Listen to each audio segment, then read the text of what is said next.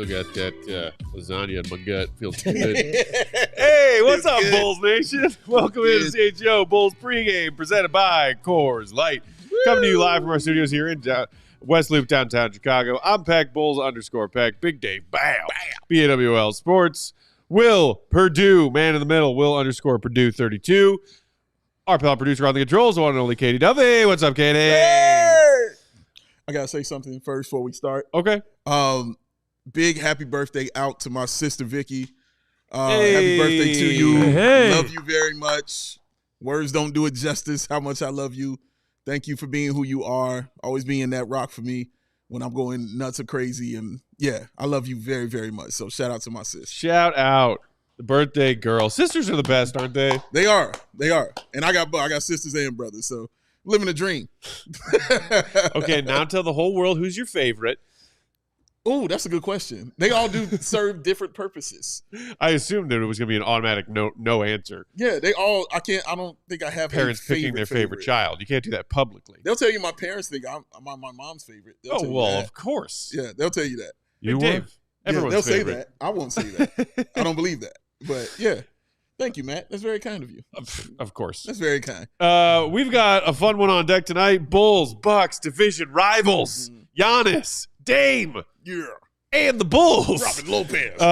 Will Gottlieb, traveling man. He was down in New Orleans for their opener. He is up at Fiserv Forum right now. So make sure you're following him, too, for his in-game updates. Will_Gottlieb. He will join us for part of our post-game show tonight. Yeah.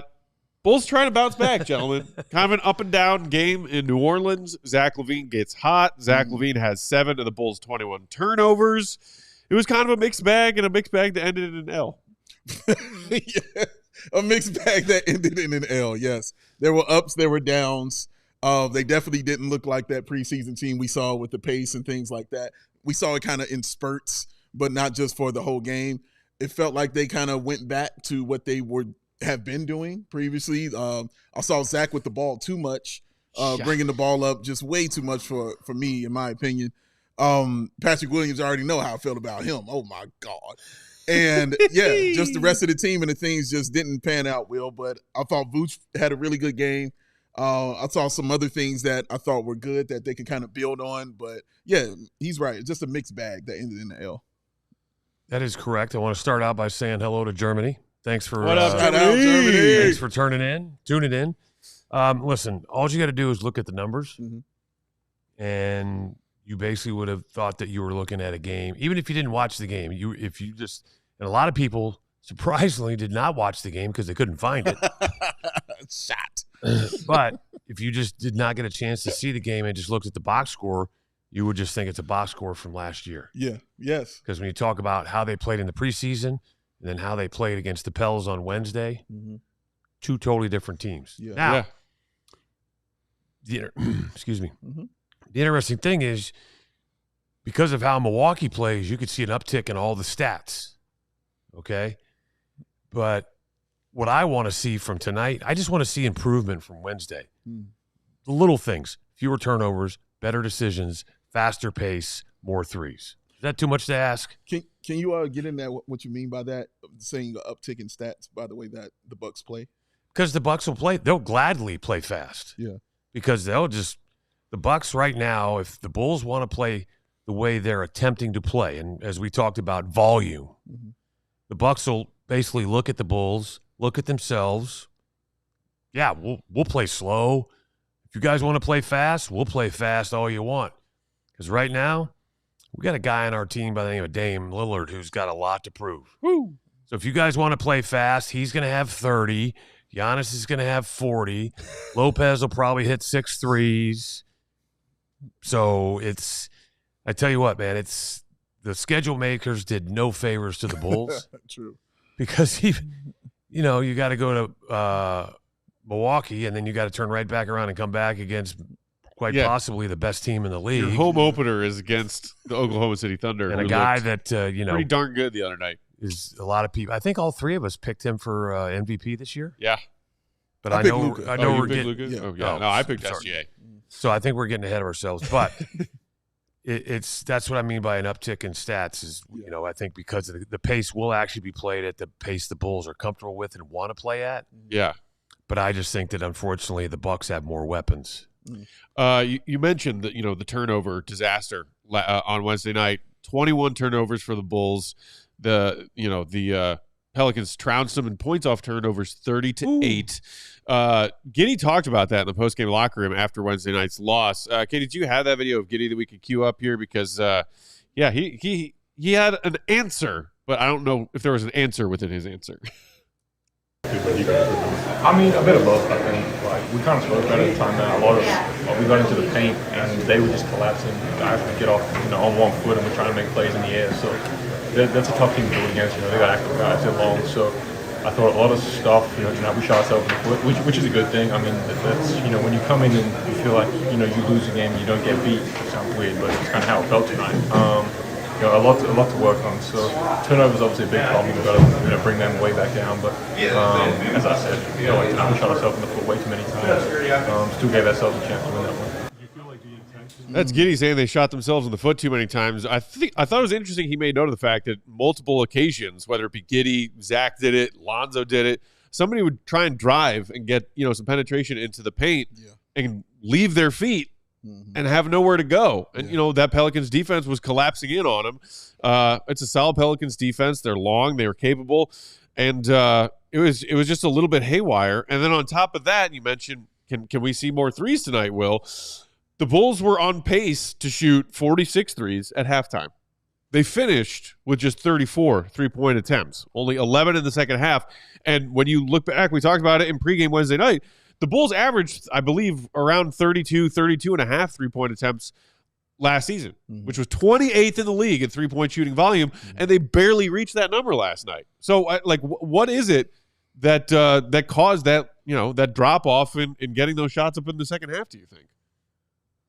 Inability to play at that pace. That's to me, part of that is focus because of how you want to play.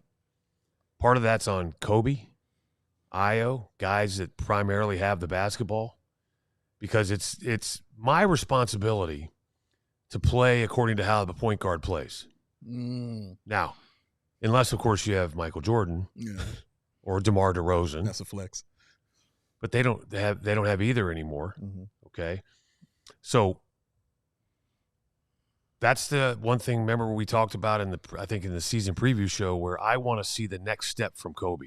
Okay, not more points or assists or rebounds. That's nice, but a leadership aspect of okay, guys, I've now proved myself. I think that I am. If you want to talk about all the guys on this team. He's not saying this, but you got to think that if there is somebody that is untouchable on this team, he might be the only guy, in my opinion. But he's got to now step up to where when guys aren't doing what's necessary, he needs to be holding guys accountable. And if that means during timeouts, you get up in some guys' timeouts, or during free throws, you get up in some guy's face, you got to do it. And I know that's not what guys like to do, and that's the hard part.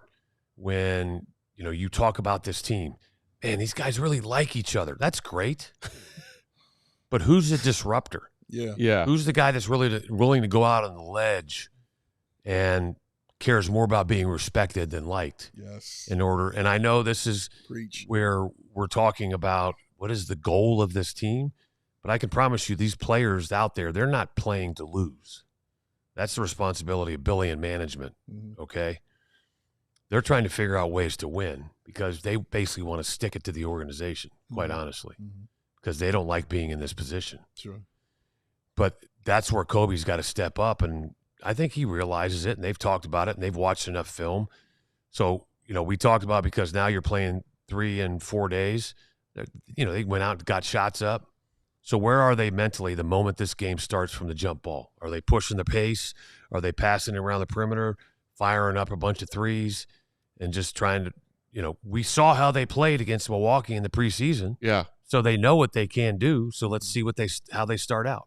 It felt like sometimes, Will, they were going back to a default DeMar kind of offense. And they would just give PU. PU.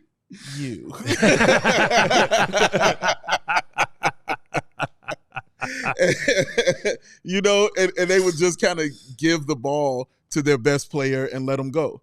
And you saw them doing that with Zach LaVine, just giving him the ball and telling him to create the offense. Yeah. And watching him bring the ball up. That was infuriating to me, watching him bring the ball up, because the play out of the time, it was a play out of a timeout where they came out and Lonzo's out there and Kobe's out there. Who's bringing the ball up? Zach LaVine. As soon as he brings the ball up and gets to the top of the key, double team. Immediately, he tries to pass it, he turns it over. Mm-hmm. Like, they understand who Zach LaVine is, but I don't understand why the Bulls don't understand who Zach LaVine is. Some of that I put on those point guards, because there has to be a point where you say, dude, give me the ball. This is mine. Go down there, you know, and tell him where to be. Oh, and that's kind of what you're talking about. You're 100% right. But there's also another factor to this, that this is where we talk about the little things add up. When I was with the Bulls, depending on our opponent, one of two guys took it out, the 5-man or the 4-man. Okay? So, like, when we played the New York Knicks with Patrick Ewing, or the Orlando Magic with Shaq, Utah with Eaton, when you played opponents that had big men, the 4-man took it out, because Phil wanted the 5-man, most notably me, running down the floor to force two things. One, to get that guy thinking about, I really can't go too hard for an offensive rebound because I know what Purdue is going to be doing, and I got to get back because that's my job. And two, try to wear this guy's down. But also that helps you as a team. Horace knows, I got the ball out, I got the ball out, I got the ball out. Or opposite, to where the opponents don't really have a big man, but you have a mismatch at the 4 spot where Horace has his distinct advantage, I take the ball out. And Horace knows he's running the floor to collapse the defense. And that gives you more time to – and we weren't necessarily looking to get up quick shots, but what we were looking to do was compress the defense and then give us more time to run through the options of the triangle offense, right? How many times, and we saw it last year and we even saw it this year, after game 1, the ball goes through the net and hits the floor a couple times. Yeah. Maybe Vooch takes it out. Maybe Jalen takes it out. Maybe P. Will takes it out. Maybe Io takes it out.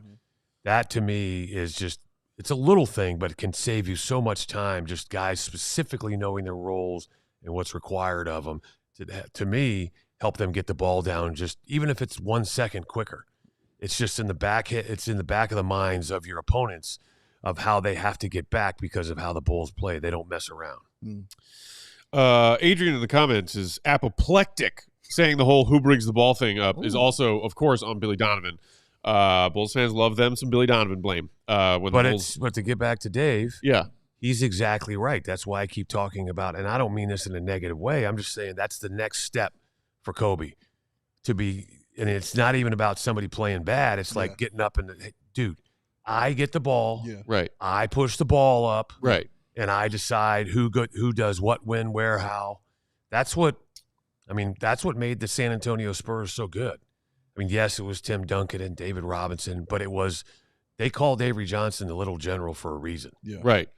So, yes, Billy, has some purview on, hey, who's bringing the ball up of course, for these sets, but you're saying the players themselves, and that player who needs to be the one with the ball needs to be vocally dominant on the court to say, hey, this is my ball. This is my possession that I will start. You will get the ball at some point. Yeah. But it's my job to bring this up. I need him in the huddle, even when Billy's bringing that up, to be like, no.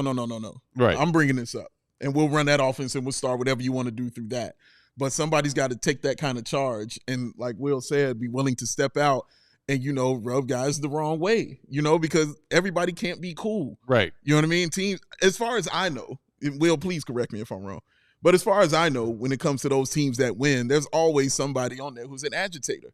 Somebody always on there who you might not say fits in with the team because he doesn't like everybody, doesn't hang out. He's, always arguing, always doing this. But it's somebody who gets everybody in line, who guys will say, okay, all right, let's go. We ain't got to hang out after the game. You know what I mean? We ain't got to do all that, man. But we got to run this D-fart offense up out here and do our thing. All right? Is it defense or offense? Oh man, when you defart, it's definitely offense. you don't want to play defense too. You don't want to play a defart defense. It's like a shield to keep people away from you. You know? Is that like defartication? But look, because I know that Bulls fans just from last night, from Wednesday night and then yesterday, Bulls fans had some issues with how Billy coached that game Wednesday night. I mean, for every minute that THT plays more than the minutes that Modest plays tonight, I will throw a hat. So watch out for that, Billy. Also, a lot of people saying, why the heck was he closing with 4 guards? Why was Io out there instead of Patrick Williams? Pat, to his credit, was playing some decent spirited defense Wednesday night. Mm-hmm. And that is a legitimate question, if not a legitimate gripe. But, I mean, Billy has a different task on his hand tonight because Lonzo Ball, as planned, sitting out the front end of a back-to-back. Yes. So you're going to see some sort of adjustment in his rotations tonight just because Lonzo won't be a part of it. What do you want to see from Billy as far as adjustments from Wednesday night to tonight go, Will? Well, I'd like to see a consistent rotation. Which is going to be hard for as long as we're doing this. That's why I started to interrupt you, but my wife said I got to stop doing that. To her or to us? Just in general. Starts in the home. It starts at home. Can you do a better job listening? I'm sorry, what'd you say? Were you talking to me? If somebody would have asked Billy that question, he probably would have said, I'm looking for a rotation. I'm trying to find pieces that fit together. Yeah. And I honestly would believe that answer because that's what he's trying to do. Even though we talk about that core is pretty much the same, minus DeMar. But I would like to see what he considers to be, okay, this is our best rotation, best starting 5, best guys coming off the bench.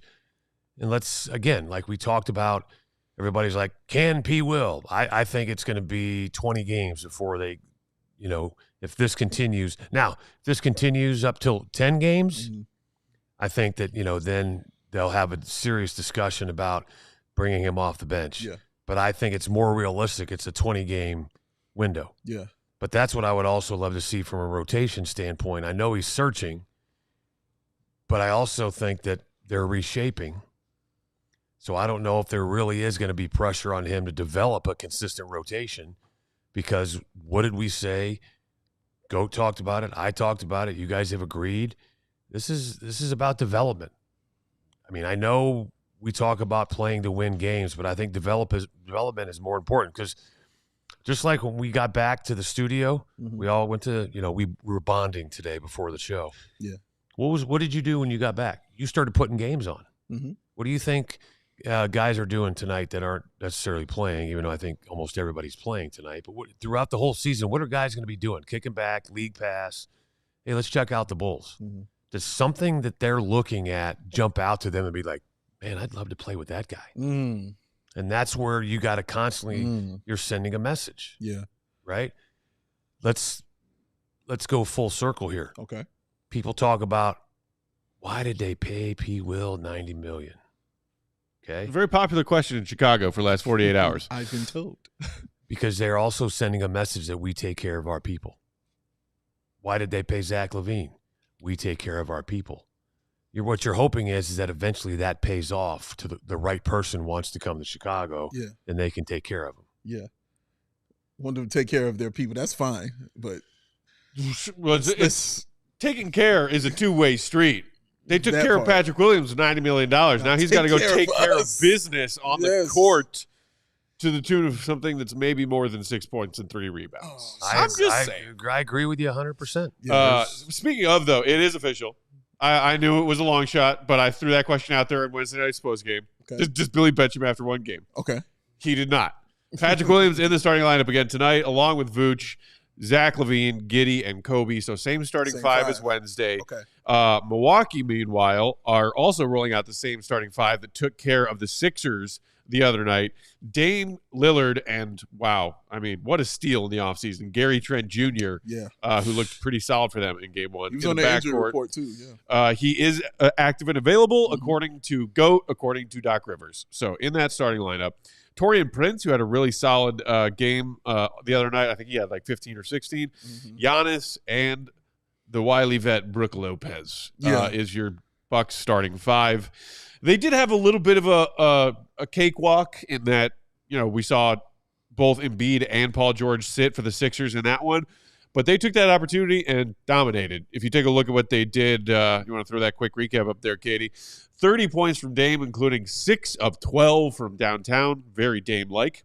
Also dished out 6 assists. Giannis, 25 points, very efficient from the field. Less efficient, but my God, he got to the free throw line 16 times.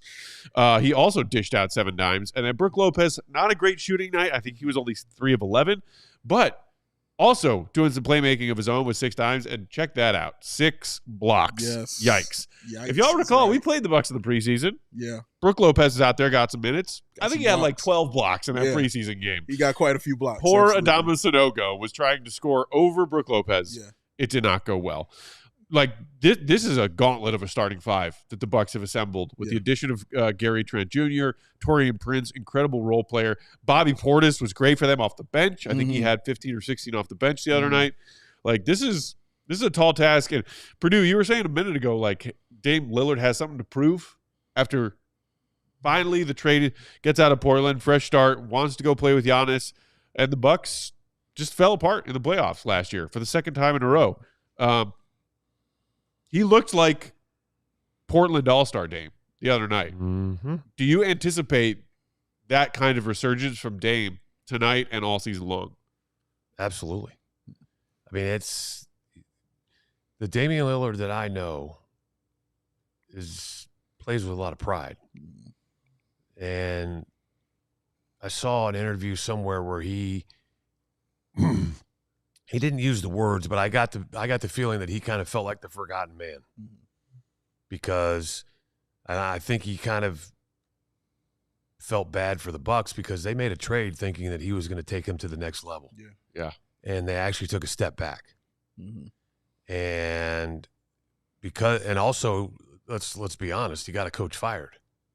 Yep. That's a lot to put on one guy.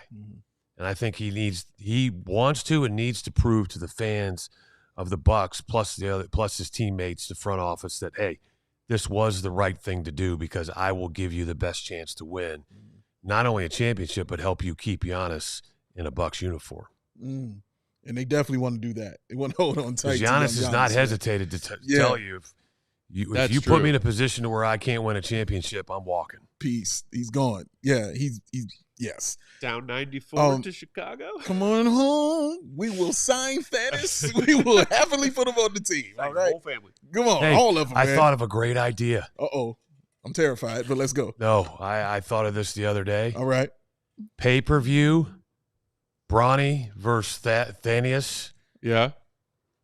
Like boxing or playing basketball? Playing basketball. Oh, okay. And the winner actually gets a guaranteed contract, even though they both have guaranteed contracts. I was going to say, I'm pretty sure Bronny already got a guaranteed contract. Talk about anticlimactic there, Will. But, I don't know, man. You pay for that? How much you paying for that for pay-per-view? I mean, I would actually watch that because I want to know who's better between the two. Okay. I'm taking Bronny. Thanasis.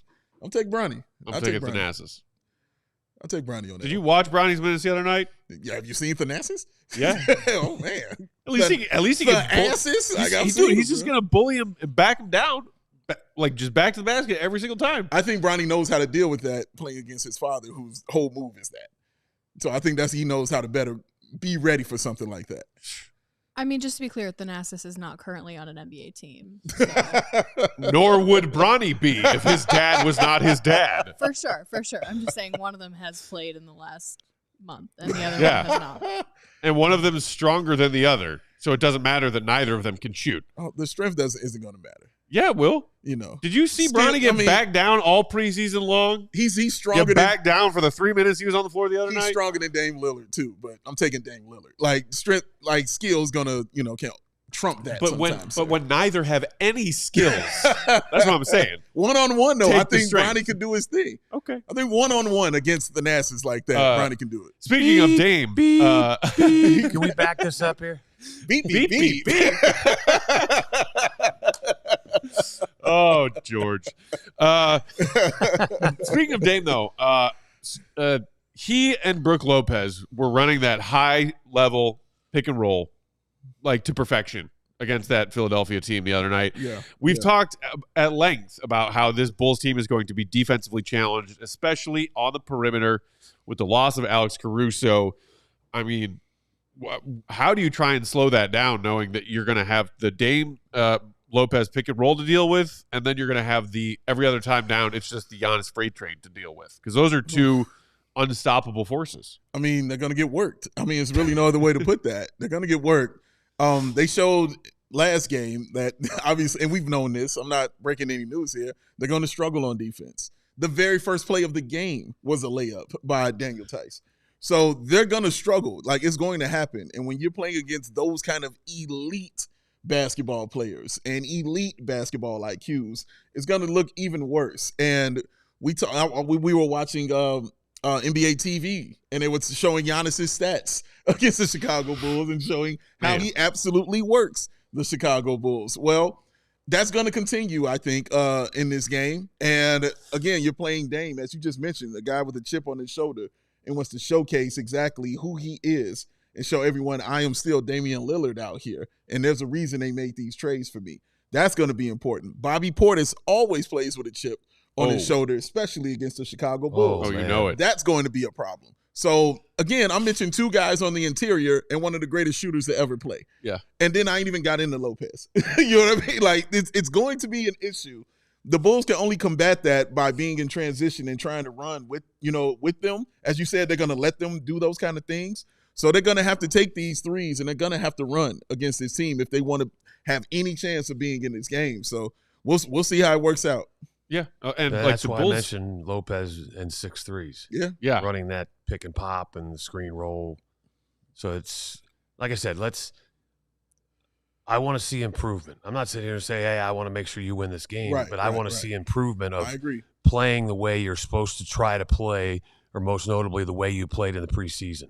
Yeah, I agree. They got to get back to that. If the Bulls do want to get into a horse race, so to speak, with the Bucks tonight and play fast, I mean, they lost fast break points 29-15 against the Pels on Wednesday night. So they will need to improve in that department, and also good luck to their defense.